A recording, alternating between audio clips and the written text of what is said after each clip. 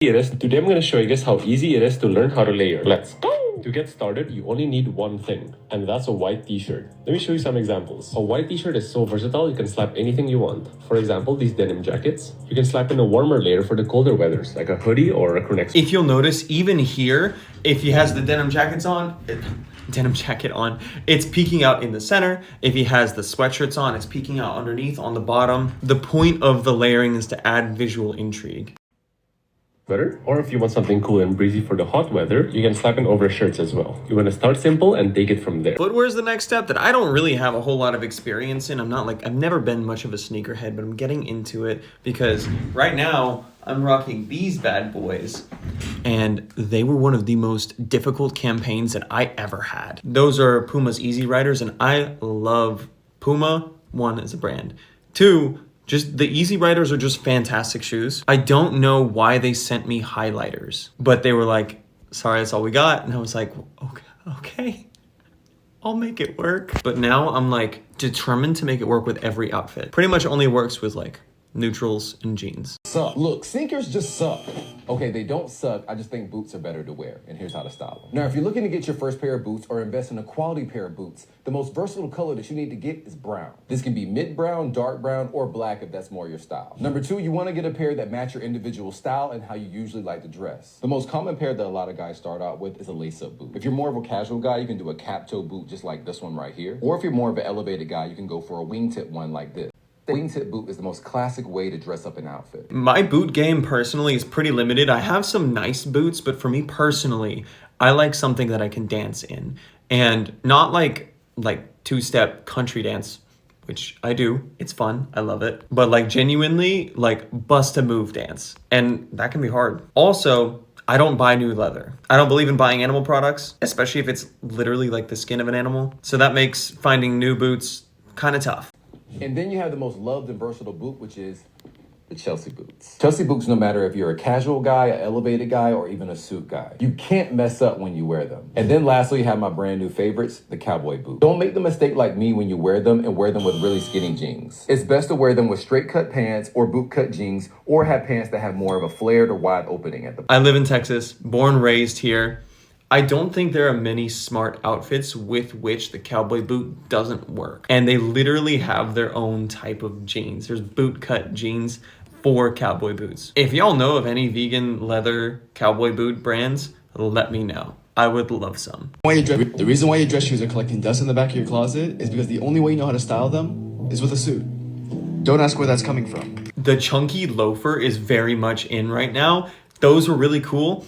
I don't have a pair. I honestly really want a pair. I've been seeing a lot of tabbies recently, which are those ones that have the little toe action. They're like the flip-flops of loafers. I'm peer pressurable. I want some. This is a classic example of how dress shoes are typically worn, but this is also the only way that a lot of you think dress shoes are meant to be worn. And to that I say, no. Yes, dress shoes were originally made to be more sophisticated and elegant, but times have changed and style has evolved. Dress shoes are now a great way to elevate a regular outfit or give an outfit that's normally casual a bit more class. So today I'm going to show you all one way to style dress shoes in a more casual, everyday type outfit. I love a fit that does a really good job of combining two different styles, like for example, streetwear and more preppy attire.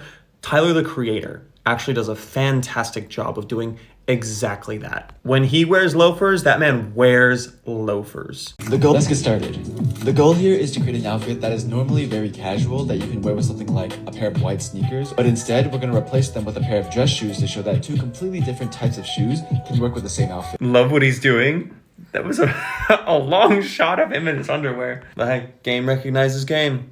Can't talk shit. I have no platform from which to stand on that one. All of my legs have been taken out from under me. Casual. To start off this casual look, what better pants to go with than a pair of jeans? For my aesthetic, I prefer a wide-legged, oversized fit. This one from Nev Studio. For my top, we're toning it back even further into casualness with this basic white tank top from Uniqlo. Don't overthink this part. Any white tank top will do. Just don't get one so tight that you can see your nipples poking through. To add some detail, it's always nice to wear a simple leather belt, especially since we're complementing it later with some leather shoes. Speaking of which, that's what we're gonna add next. And the shoes I'm wearing today are these black quad platform loafers from Doc Martin, who aren't sponsoring the video obviously, but it would be pretty cool if it did. Also, when you weren't looking, I changed my socks to white ones. I love Doc Martin because they actually do a really good job of making vegan alternatives to what are traditionally exclusively animal leather products like loafers, and some boots. We're gonna start time for jewelry. We're gonna start off with this silver Cuban chain from Amazon and some silver rings from Etsy and Vitali. Make sure to accessorize in a way that expresses yourself. You don't have to copy my exact pieces. Finally, we're gonna throw on. Before we go any further, shout out Vitali,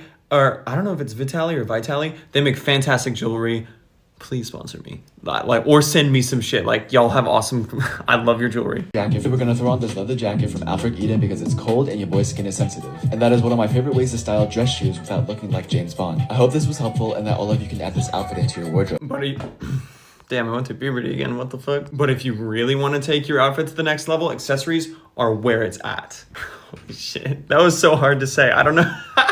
How to make your simple fits look way better with accessories. There's gonna be 3 key steps: jewelry, headwear, and bags. Today we're talking about jewelry. First thing you gotta do is pick if you're going silver or gold. If you got no clue what looks best, here's a simple guide. Remember, that guide was crazy fast. As a general rule, what I have heard is if you look at your veins and your veins look more blue, silver will probably be a better color for you, which means your undertones just work better with silver. If you look at your veins and they're more green, gold will probably be a better fit for you. For me, silver boy all the way. remember, jewelry's supposed to help elevate your fits. It don't gotta be the main focus point. I rock 2 rings on one hand and 1 ring and a wrist piece on the other. Then for chains, I usually run a double stack. Here's a couple of my favorite places to buy. I got all of these from the brand CWC Jewelry. And I got this matching chain and bracelet from Aporo. You can also get some really good stuff from Amazon and Depop. Just make sure you're getting high quality stuff, because you don't want to end up with green fingers. That's it for me. For me personally, the place that I found the best success with jewelry and also in like more of a sustainable and supporting smaller artists way is actually through Etsy. There are some incredible artists on Etsy. Like, it's so impressive what people are doing on there. Just take a scroll. It's literally people who are like artists to their core selling their wares. I found some really cool, like biblically accurate angels inspired rings that I really, really want. First, today I'm going to show you guys 5 essential accessories that every man needs. Let's go! First on the list is a necklace. Now that most cool outfits involve layering, most of the time it leaves your chest empty. That's when a necklace becomes your best friend. We can't leave those chesticles bare. We gotta have them adorned, dripped out to the max. But also, jewelry does draw attention to those areas that you're dripping out. So if you got a chest, use it. Or speak with it, or whatever. Up second on the list, we got rings. Apparently, rings on men goes against masculine stereotypes. And apparently, that's hot. Third on the list, yeah, I don't know why, like, I fucking love rings. I don't know about it going against masculine stereotypes. A lot of the men that I really look up to wear the fuck out of rings. And also, women love hands. So, draw attention. Why not? I would always rather be hot than not. Third on the list, we got belts. If you followed me for a while, you should know by now that wearing a belt is an amazing way to create a break line. You can use break lines to your advantage. Fourth on the list, we got watches. Wearing a watch is the easiest way to elevate your outfit. Simply slap it on and you're good to go. Last but not least are the headwears. When styled correctly, your headwear can easily define your outfit. Watches I love, I got a couple. Most of the time I literally just wear my Apple Watch. But even with that, you can get cases for it. You can get like different bands for it. Just drip your Apple Watch out. But headwear is the thing that I have been sleeping on the most, without a doubt. And I need to get on that because sometimes my hair is great. Sometimes like today, it's just not. It's not. What glasses are trending right now? There are 3 styles of glasses that are trending right now. First, there are the Bayonetta office siren frames that are incredibly popular in women's wear at the moment. Frankly, I think glasses are so sexy. I don't know what that trend was in the 90s where it was like you take a conventionally very beautiful woman and you have like glasses on her and then she's like irredeemably ugly and then she has a glow up in like the end of the movie where she just like takes her glasses off. I've never understood that. But dudes, we can wear fucking glasses too. I feel like it's really understated. The person who does a great job of this, in my opinion, is Pharrell Williams. That man's eyewear game is off the fucking charts and it's so good. He'll have just like these slightly brown tinted sepia glasses and they completely change the vibe of a fit. Second are the sportswear or runner frames that have been made popular by brands like Oakley and District Vision. And third, oversized frames from the mid to late 20s. Literally Pharrell Williams right there, killing it. Oversized frames from the mid to late 20th century are making a roaring comeback. So this is the how-to guide on how to wear a beanie properly. Starting strong, my guy. I love the hook. I'm not a beanie guy, but that looks wrong. This is for starters, this is the wrong way. Normally when you have like a long beanie like this, some people just kind of roll it up like this, which is fine, don't get me wrong, this works. So the better way to deal with a long beanie is just getting it from the back, rolling it into itself, getting rid of all that extra length, and then just having a normal beanie with a logo in the front. I've always been more of a baseball cap guy than a beanie guy. Don't know why. Baseball caps I can wear all day, not a problem. Beanies make my head itch like a f***ing madman. Maybe it's the dandruff. So I know not all beanies are as long as the last one, but even when you have a little bit of extra on the top, if you roll it into itself, you get a cleaner overall look and a better fit. Yeah. I mean, where the fuck should I really even start? I got holes that. For starters, I don't know if that first fit's doing it for me. I feel like it's technically right in terms of like proportions. It just, I don't know. I don't like branded graphic tees in the sense of like Stussy or like big clothing brand graphic tees. I like graphic tees that really show like a subculture or genre, or like there's personality with them, you know? It's not just texture to be texture. I got my niggas cross. That fit though, this fit is working for me. This is a good fit. I got my niggas cross the street living large.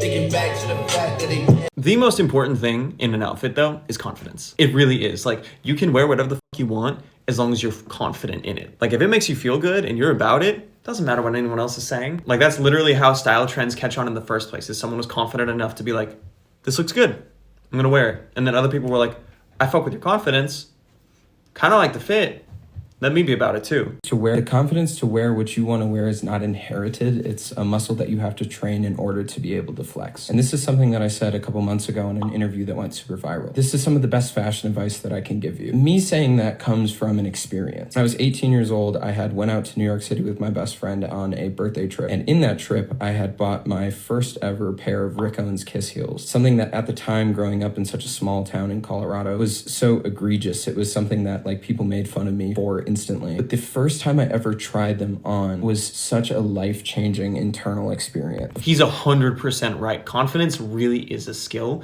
You have to work up to it and you have to continuously practice it. Like, it does go away. But if you found some shit that makes you feel really good about yourself, like you're like, this is me, it's worth it. People made fun of me for instantly. But the first time I ever tried them on was such a life-changing internal experience, because it was the first time I ever felt like I was unstoppable. You have to put yourself in uncomfortable situations to be comfortable. First week I had my Kiss heels, I went to a Panera Bread and I walked in and somebody looked at me and called me a slur, and I borderline cried on the way home. But then I tried again and it got easier. And I realized that the more I try, the easier it gets. So my best advice to you is try and fail. And try 100 more times and then come back to me and make sure you follow me on. For me personally, I refuse to let my life be dictated by someone who is just hating, you know? Like, because then they win. But living your life on your own terms, that is peak. Like, you might say wearing heels is not very masculine, whatever. I think living life on your own terms and being comfortable in your own shoes is the most masculine thing you can do.